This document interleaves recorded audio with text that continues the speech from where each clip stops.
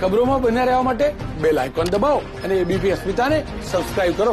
અને મહત્વના સમાચાર, રાજ્ય પ્રાથમિક શિક્ષક સંઘની ચૂંટણીને લઈને મતગણતરી શરૂ થઈ ગઈ છે। 501 મતદારો પૈકી 497 મતદારોએ આજે મતદાન કર્યું અને પ્રમુખ તેમજ મહામંત્રીના પદ માટે 4 ઉમેદવારો મેદાનમાં છે।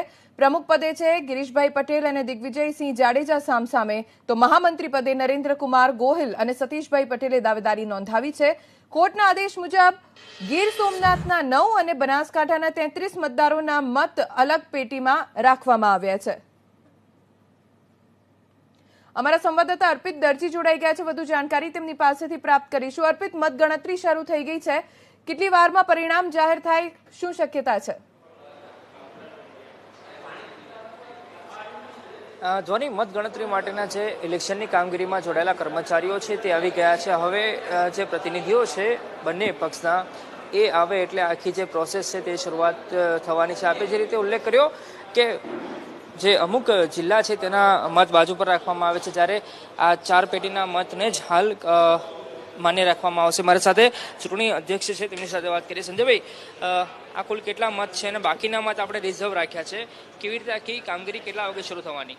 કુલ મતદારો આજે ગુજરાત રાજ્ય પ્રાથમિક શિક્ષક સંઘના પ્રમુખ મહામંત્રીની ચૂંટણી યોજાઈ અને પ્રક્રિયા સંપૂર્ણ રીતે પૂરી થઈ ગઈ છે મતદાનની, જેમાં આજે 501 મતદાતાઓ હતા, તે પૈકી 497 મતદાન થયું છે અને તેની અંદર 31 મત બનાસકાંઠાના અને 9 મત ગીર સોમનાથના નામદાર હાઈકોર્ટના ઓરલ ઓર્ડરથી મતબંધ સીલ કવરમાં મૂકવામાં આવે છે। ત્યારબાદ 457 મતની ગણતરી હાલ પૂરતી અમારે કરવાની રહે છે। ત્યાર સુધીમાં આખી કાર્યવાહીની શરૂઆત કરવામાં આવશે? આપણા કર્મચારીઓ તો આવી ગયા છે, ટૂંક સમયમાં જ અમારું કામ શરૂ થાય છે। તો હવે ઉમેદવારો પણ આવી ગયા છે। સતીશભાઈ મારી સાથે છે। સતીશભાઈ, શું લાગી રહ્યું છે, ભવિષ્ય કેદ થયું છે આપનું મતપેટીમાં? ગુજરાત રાજ્ય પ્રાથમિક શિક્ષકોની છેલ્લા 5 વર્ષથી જે સેવા કરી છે એ જોતા એવું લાગી રહ્યું છે કે 300+ મત નીકળશે અમારા અને અમારા પ્રમુખ દિગુભા જાડેજા સાહેબના।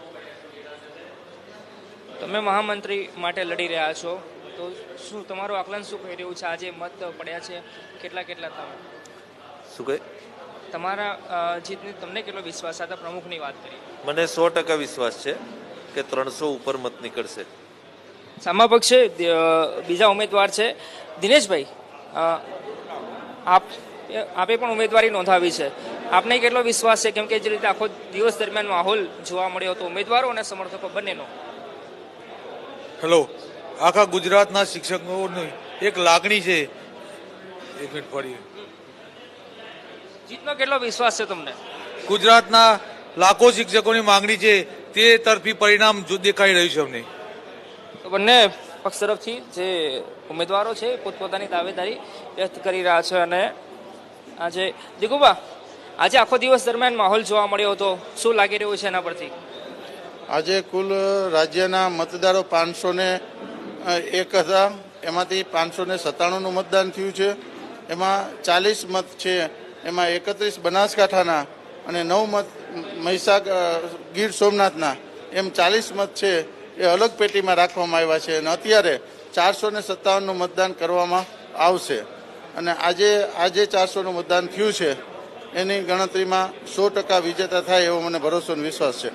તો ઉમેદવારો છે એ જીતનો વિશ્વાસ વ્યક્ત કરી રહ્યા છે, તો સાથે કર્મચારીઓ છે એ પણ હાલ જે આખી ગણતરીની પ્રક્રિયા છે તેમાં લાગી ગયા છે અને થોડી જ મિનિટોમાં આ મતપેટી છે એને ખોલવામાં આવશે। બંને જે પક્ષના ઉમેદવારો છે, બંને ખેમાના ઉમેદવારો અહીંયા આવી ગયા છે અને થોડી જ વારમાં આખી મતપેટી છે એ ખોલવામાં આવશે અને મતગણતરીની શરૂઆત થવાની છે। ધ્વની, અર્પિત, આભાર આ સમગ્ર જાણકારી આપવા માટે। તો મતગણતરી બસ શરૂ થવાની છે અને ગણતરીના કલાકોમાં રાજ્ય પ્રાથમિક શિક્ષક સંઘની પરિણામ પણ જાહેર થઈ જશે।